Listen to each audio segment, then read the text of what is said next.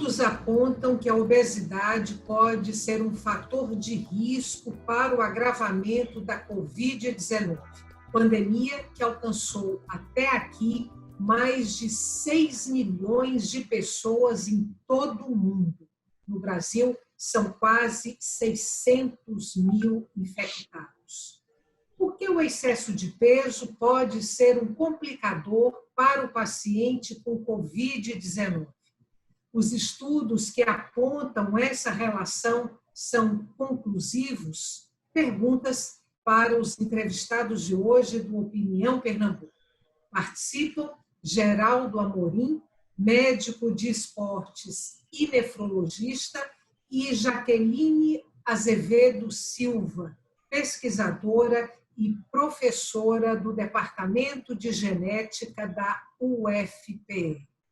Muito grata pela participação de vocês hoje aqui no Opinião Pernambuco. Para a gente começar, 2 perguntas.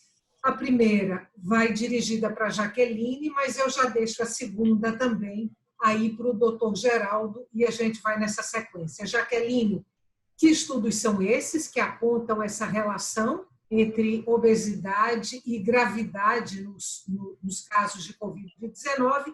E para o doutor Geraldo, depois, por que a obesidade é, então, um fator de risco para os pacientes de Covid? Jaqueline, a gente começa com você. Oi, olá, Estela. Os estudos que a gente tem até agora a respeito da Covid-19, eles ainda estão em fase de andamento, né? A gente costuma dizer que a gente está trocando o pneu do carro com esse carro rodando. E, de fato, a gente está no meio de uma pandemia tentando entender o comportamento de uma doença. Mas tem algumas coisas que são positivas para a gente conseguir esclarecer isso. Uma delas é que o SARS-CoV-2, esse vírus que causa a Covid-19, ele é muito similar geneticamente a outros vírus que a gente já conhece. Existe um chamado SARS-CoV, e ele tem cerca de 80% de semelhança. E o comportamento desse SARS-CoV, a gente já sabe como acontece em indivíduos obesos e em outros indivíduos que apresentam comorbidades.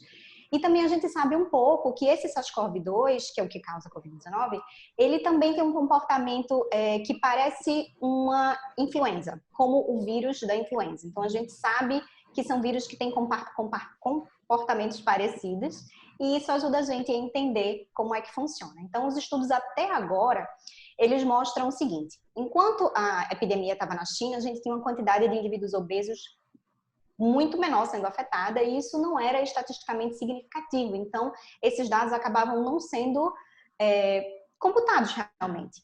E aí, quando chegou em outros países, principalmente nos Estados Unidos, a taxa de indivíduos obesos é muito maior na população em geral. E o que começou a se perceber é que os fatores de risco iniciais associados na população chinesa, como, por exemplo, idade e outras comorbidades, mas especificamente idade, quando a gente chegou nos Estados Unidos, os estudos em alguns hospitais e alguns centros muito renomados, como o Johns Hopkins, por exemplo, com um estudo de mais de 1.000 pacientes, eles conseguiram analisar que os indivíduos que eram jovens, que deram entrada com infecção com Covid e tiveram complicações, ou seja, que seguiram para a UTI, eram indivíduos que tinham sobrepeso, um número menor, mas majoritariamente indivíduos com obesidade, grau 1, grau 2 e assim por diante. Então, a partir desses dados iniciais, a gente começou a entender que em outros países em que a população ela apresentava esse nível de obesidade maior, isso também começou a ser um fator a ser computado em outros locais. Então, o fator positivo é que a gente tem um comportamento, de fato, que é parecido, um pouco parecido com outros vírus, mas a gente ainda precisa de muitos mais estudos para que a gente consiga ter essa prova mais cabal, né? A gente tenha dados mais concretos. Doutor Geraldo, como que se sabe até aqui por que a obesidade é um fator de um agravamento da doença nos pacientes obesos? Quais são as causas, as relações entre uma coisa e outra? Bem, boa tarde a todos. O que a gente sabe do comportamento dessa doença causada por esse vírus, o SARS-CoV-2, que causa essa forma de doença grave chamada COVID, é que ela é uma doença de um comportamento ambíguo, onde a maioria evolui para casos leves, com sintomas como tosse seca, febre, mas uma parcela desses pacientes, que pode chegar a 10 a 20%, eles podem desenvolver a forma grave, que a gente chama, que é a forma onde você tem o comprometimento pulmonar grave, que é o SARS-CoV. E essa forma pulmonar grave, que é muito semelhante a outras formas pulmonares graves que já eram de interesse comum, né, na quem vive na terapia intensiva, já se sabia, por exemplo, que os estudos mostravam que os indivíduos obesos já tinham uma tendência maior a fazer lesões pulmonares graves por outras infecções, inclusive infecções virais, como a doutora pontuou aí. Com relação a qual o mecanismo que estaria envolvido, por que é que o obeso teria um risco maior de fazer uma forma grave, o que é que a gente sabe? O obeso, igual ao paciente diabético, que tem um fator de risco maior também, igual ao paciente que tem, por exemplo, doença pulmonar obstrutiva crônica, eles são pacientes inflamados cronicamente, eles são portadores de inflamação crônica subclínica, que a gente chama, que é o estado inflamatório do corpo decorrente da doença de base deles. A obesidade é uma doença também, e é uma doença extremamente inflamatória. Então, imagine que o tecido gorduroso em si, ele é um foco de inflamação latente no indivíduo, que aumenta, por exemplo, o risco cardiovascular, risco de neoplasias. Então, quando você pega uma doença como a COVID, que tem um caráter de promover inflamação no doente, é como se você juntasse duas dinamites juntas. Então, você junta a capacidade inflamatória que o COVID tem em um paciente que já é bastante inflamado, junta esses dois fatores e isso desencadeia, então, a forma grave da COVID que se apresenta com a forma pulmonar grave, que requer, muitas vezes, assistência ventilatória mecânica. Agora, isso ainda tudo são teorias, entendeu? A gente não tem ainda estudos de intervenção, isso são bases de estudos experimentais, e são bases, na verdade, de estudos observacionais, e não tem estudos, o resultado de estudos experimentais no controle dessa inflamação no indivíduo obeso, para ver se isso tem impacto ou não na gravidade, ainda estão em andamento. Jaqueline, do que se sabe até agora, essa possibilidade de um agravamento da doença nos pacientes obesos, isso independe do grau da obesidade, porque tem divisões, né? Obesidade 1, obesidade 2, obesidade 3. O risco, ele é comum a todos os graus de obesidade ou há uma relação direta entre o agravamento e o índice de massa corporal? Pois é, Então, na verdade... Desculpa, eu não sabia para quem era. Achei que era para mim. Desculpa. Eu tinha perguntado para a Jaqueline, mas fiquem à vontade. Ah, tá, desculpa, pode falar, Jaqueline. A gente pode complementar também, porque, enfim. Bom, quando a gente fala de obesidade, a gente percebe sim que existem graus. A gente sabe que existe um indivíduo com sobrepeso, que tem a questão do IMC, que vai ser o peso dividido pela altura ao quadrado. E com esse número, né, que a gente até brinca dizendo que é um número cabalístico, mas com esse número a gente consegue fazer essas divisões, essas gradações. Então a gente tem esse indivíduo de sobrepeso que fica em torno de 25 até 29,9 no IMC, quilo por metro quadrado, né? E a gente tem, a partir de 30 a 35, a gente tem a obesidade grau 1 e assim por diante. Então, a gente tem essa divisão sim. E nesse estudo do John Hopkins, que eu citei anteriormente e volto a citar, porque eles tiveram um N muito grande. E apesar de ser no John Hopkins, outros centros, esse é um trabalho que foi multicêntrico, né? Então, a gente não tem somente dados de pacientes que foram para um hospital em si, um conjunto de hospitais, mas os dados foram analisados por lá. Então, eles perceberam que o sobrepeso somente, ele não era um fator de risco que pudesse ter sido computado tão mais grave quando um indivíduo ele tinha um peso normal. Mas a partir do grau de obesidade 1, 2 e diante, isso sim era levado em consideração. Inclusive, pacientes muito jovens, com grau de obesidade 1 em diante, ou seja, a partir de 30, do MC a partir de 30, eles estavam complicando ainda adolescentes, indivíduos muito jovens, que não fazia até então sentido serem grupos de risco, né? Então, sim, é importante a gente ter isso em mente também, que o nível de obesidade, ele também está associado à capacidade, né? A maior taxa de complicação nesses indivíduos. Doutor Geraldo, a gente está falando especificamente da Covid-19. Mas, independente disso, a obesidade, de um modo geral, ela abaixa a imunidade da pessoa ou a imunidade do paciente? Isso, como eu falei para você, a obesidade ela é uma doença inflamatória crônica.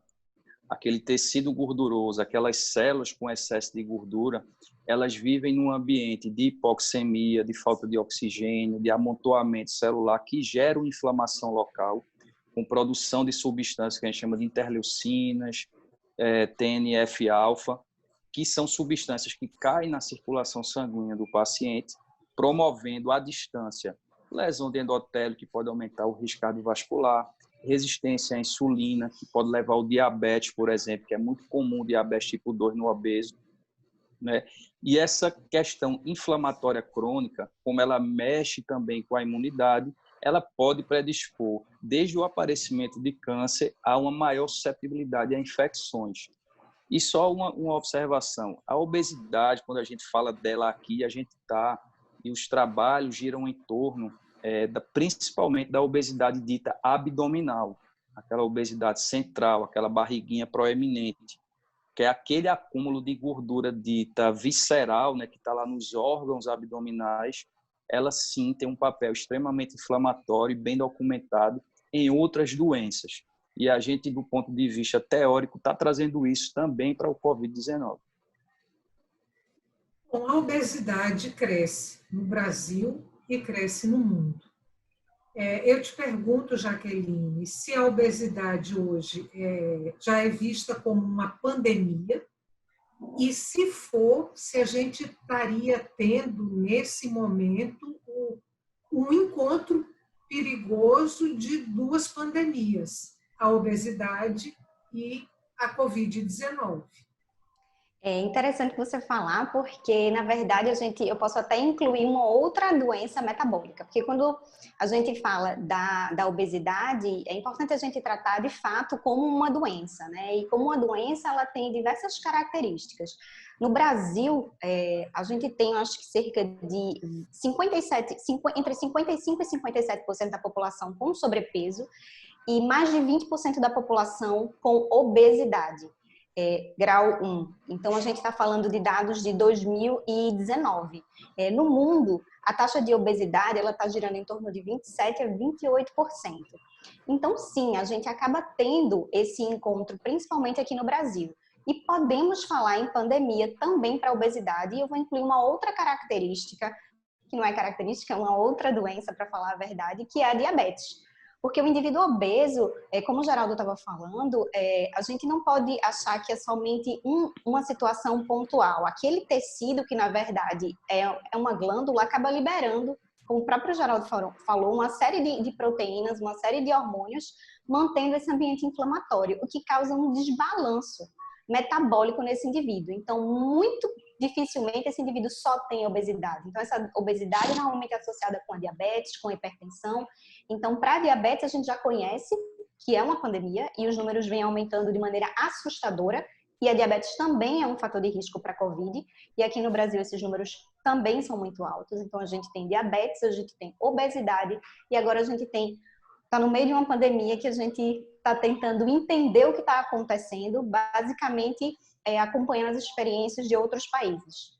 Mas, sim, é um encontro de pandemias. Vamos fazer um intervalo curtinho, a gente volta daqui a pouco. Para você que está em casa, não saia daí, a gente volta já.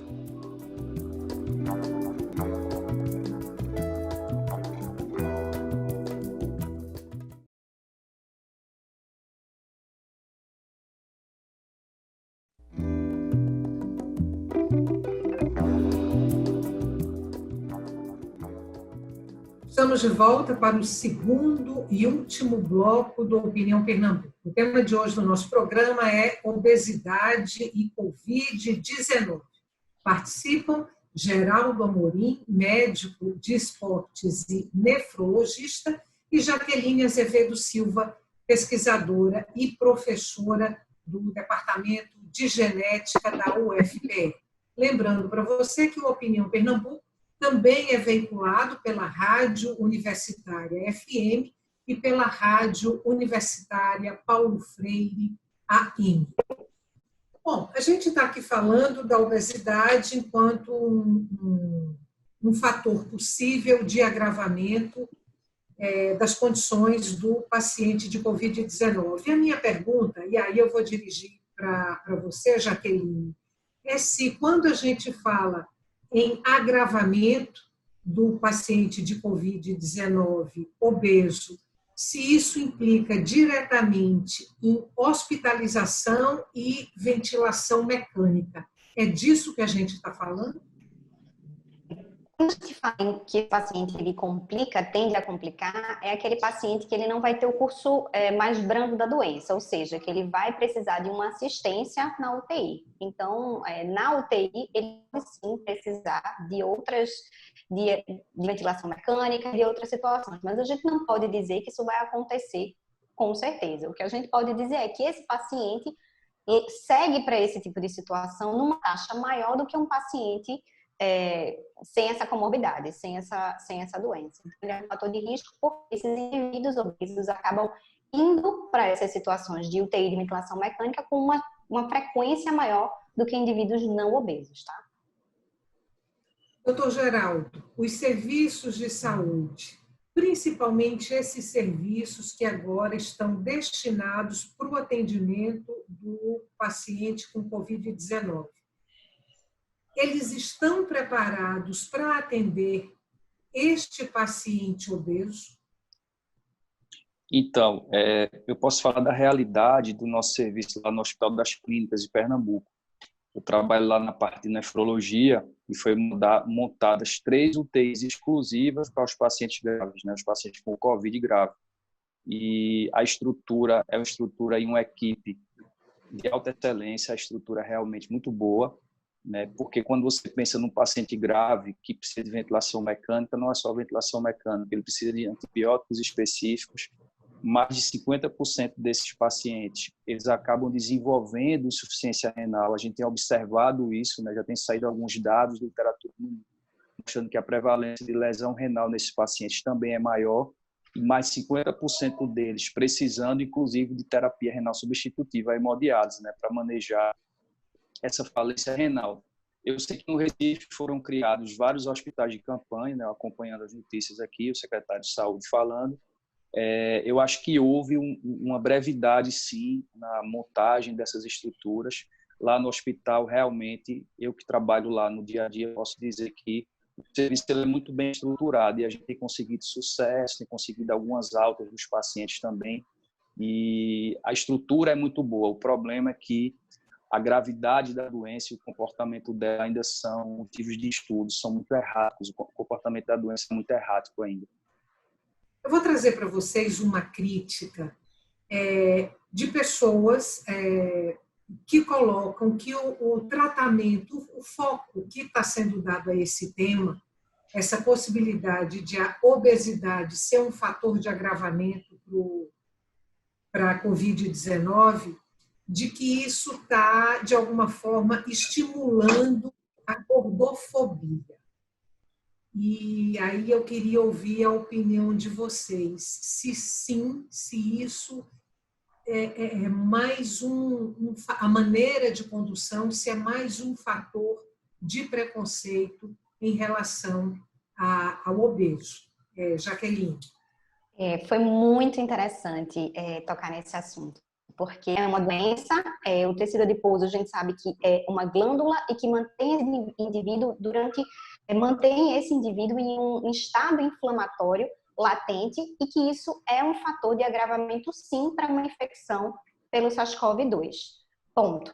Mas a gente não pode essa questão de dizer que talvez a obesidade, falar que a obesidade é um fator de risco, pode ser utilizada para aumentar essa questão da gordofobia, a gente também pode levar em consideração a diabetes. Então, a diabetes também é um fator de risco e nem por isso a gente tem esse tipo de postura social em relação ao paciente com diabetes ou paciente hipertenso.